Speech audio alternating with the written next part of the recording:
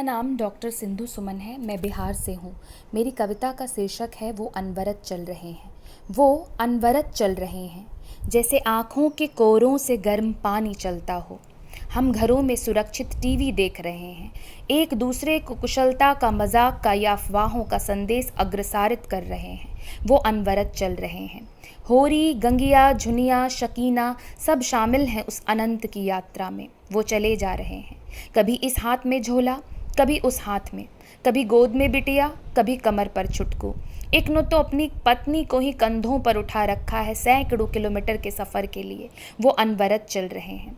घरों की थाली में जो राशन और सब्जी हम परोस रहे हैं, उन्हें खेतों में बोकर, कूटकर, पीसकर, हजारों बोरियों में पीठ पर लादे ये हम तक पहुंच रहे हैं।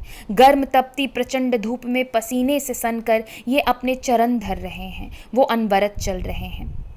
कई मंजिले भवन के भीतर एक बड़े से कमरे में बैठकर जब हम बदहज़मी के शिकार हो रहे हैं, तो खबरें हमें बताती हैं कि बनारस के मुसहरों की बस्ती में कई दिनों से चूल्हे नहीं जले हैं।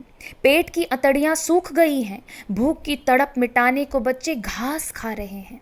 वो अनवरत चल रहे हैं। ये वो हैं जिन्होंने हमारे छतों की दीवार ढाली है, जहां हम सुरक्षित बैठे एकांत का मनन कर रहे हैं। गगनचुंबी इमारतों पर बिना किसी सुरक्षा कवच के बांस की बल्लियां बांधी हैं। ईंटों को ढोकर, रंग रोगन कर अपने श्रम के कतरे कतरे से अट्टालिकाएं खड़ी की हैं। आज ईंट के भट्ठों की तपिश से जलती धरती पर ये अपने पग धर रहे हैं। वो अनवरत चल रहे हैं। नंगे पैरों से पृथ्वी को मापते गज भर जमीन भी हम उन्हें नहीं दे रहे हैं। 3 दिन से भूखे चलते चलते अब सुलेखा के स्तनों से दूध भी नहीं निकलता। मुनिया लगातार बिलख रही है। बस की छत पर बैठे रतन ने बस की ऊपर का किराया 500 और बस के अंदर का किराया 1000 बताया है। ट्रकों में ठूस ठूस कर भरे, बसों में गाय बकरी की तरह धसे। ये अपने लाशों को अपने ही कांधों पर लादे चल रहे हैं, और हम बंद कमरों में बैठे सोशल डिस्टेंसिंग की बात गढ़ रहे हैं। वो अनवरत चल रहे हैं। शहरों में बैठे बुद्धिजीवियों ने फ्रूट न मिल पाने पर, वॉक पर न जाने पर, घर में बंद हो जाने पर अफसोस जताया है। वहीं 3 दिन के सफ़र में हरिया ने सिर्फ 3 बार सपरिवार भरपेट पानी पिया है, क्योंकि मलमूत्र के लिए भी गाड़ियां ज़्यादा नहीं रुकी हैं। वो अनवरत चल रहे हैं। अब चला नहीं जाता बापू, गुड़िया थोड़ा और, बस थोड़ा और बेटा। हमें दुख की घरों में खाकर बोरियत से सो रहे हैं। इनके तन पर लदी बोरियां इन्हें सोने नहीं देती। सोती सड़कें भी उनके चरणों से जागकर अब छलनी हो रही है। सुना है दिल्ली से पैदल चलकर मुरैना जाने वाले रणवीर की मौत हो गई है। सांसें फूलने लगी, नथनों से गर्म हवा आने लगी, धड़कनें बढ़ी और फिर हमेशा के लिए शांत हो गई। वो अनवरत चल रहे हैं।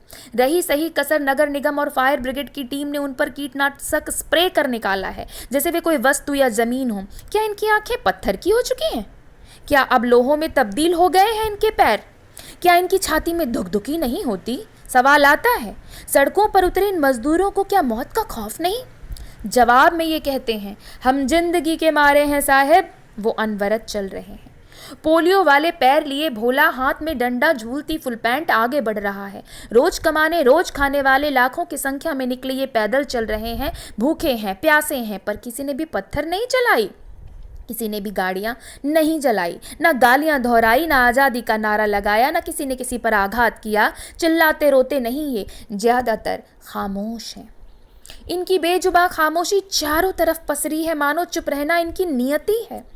गठरियां लादे गर्भ भार से झुकी मुलिया मानो कह रही हो, साहेबान आपके जुल्मों सितम सहने की आदत है हमें। वो अनवरत चल रहे हैं। वो हजारों लाखों में हैं, हम करोड़ों अरबों में। क्या हम उन्हें रोक नहीं सकते थे? पर हम तो इन्हें 2 निवाले भी वीडियो और तस्वीरों की वाहवाही के साथ दे रहे हैं। उनका ही हक मार कर, उनका ही हक मार कर हमारे बाछे आज क्यों खिल रहे हैं? वो अनवरत चल रहे हैं। शहरों के रिश्तों का मिजाज ऐसा बदला कि सबों ने फेर ली इनसे आंखें। लौट के अब घर जाना भी इनका मुहाल हुआ जाता है। अब यहाँ दिल नहीं लगता साहेब। सबसे खौफनाक भूख का मंजर होता है। खेत खलिहान, दालान, अम्मा, दीदिया सब बड़े याद आते हैं। अब यहाँ जीने की सुविधा और जीवन की आश्वस्ति नहीं। लावारिस लाश नहीं बनना चाहते।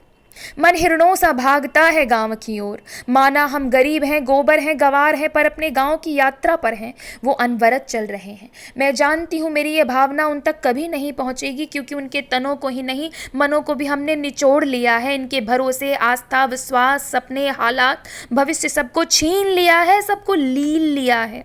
हमारी गलतियों का खामियाजा ये भुगत रहे हैं। आने वाली इनकी पीढ़ियां हमें माफ़ नहीं करेंगी। इनके कदमों के निशान यहीं रहेंगे, हमसे हिसाब मांगेंगे, हमारे होने का सबब पूछेंगे, पर हम सब तो जीवित है ही नहीं। मानो हम सब अब नर पिशाच बन चुके हैं, और वहीं वो हैं जो अनवरत चल रहे हैं, वो अनवरत चल रहे हैं। धन्यवाद।